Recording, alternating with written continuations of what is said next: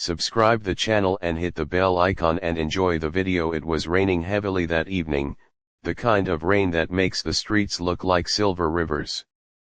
I was walking home from the station when a man in a long, dark coat stepped under the street lamp. He looked straight at me, smiled faintly, and said, "Emily, you've grown."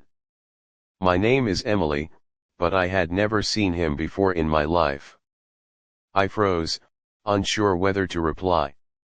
His voice carried warmth, as if he had known me for years. "Do I know you?" I asked. He didn't answer the question directly. Instead, he reached into his coat and pulled out a small, worn leather journal. Without another word, he handed it to me, then walked away into the rain, disappearing before I could call out.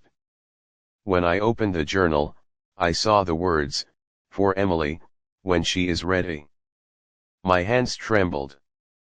Some of the pages were blank, but others contained short entries written in neat handwriting I recognized instantly. It was my late mother's. The entries spoke of a young couple, a baby, and a promise made to someone unnamed. I couldn't understand why this man had my mother's journal, or why he seemed to know me. That night, I barely slept.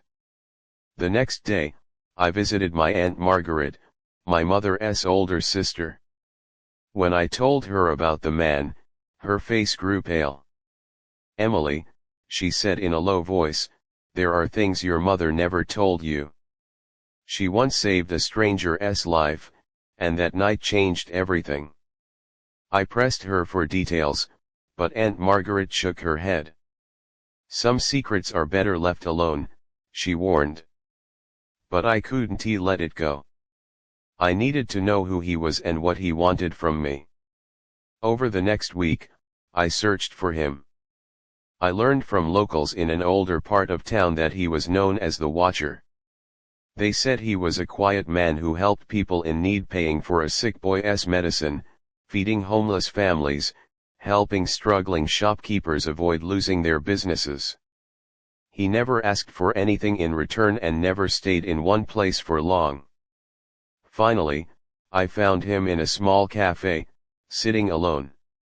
I walked up to him and asked, "Why are you doing this? Why me?" He looked at me calmly and said, "Your mother saved my life 30 years ago. I was a thief, a broken man. One winter night, I was bleeding in the snow. Instead of calling the police, she brought me into her home, fed me, treated my wounds, and gave me hope. She believed I could change. I vowed that night to repay her kindness, and when she passed, I promised to protect you until you no longer needed me." I was speechless. "And the journal?" I asked. He smiled. "She asked me to give it to you when the time was right. When I got home, I read the journal carefully. I discovered that my mother herself had once been saved by a stranger when she was young. It was as if kindness had been passed from one life to another like a torch, each person keeping it alive for the next. One entry caught my eye: "If anything happens to me, he will protect Emily until she no longer needs him." The next morning, I found a letter in my mailbox. It was from him. "You don't need me anymore, Emily. The world needs you now. Pass it on." Inside the envelope was a small key. I followed the address written on the back of the letter and found a modest building. Inside were shelves of food, blankets, and supplies for anyone in need. I decided to keep it running in his honor.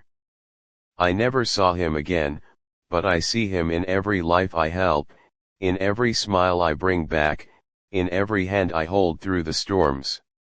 My mother proved it, he proved it, and now I will too.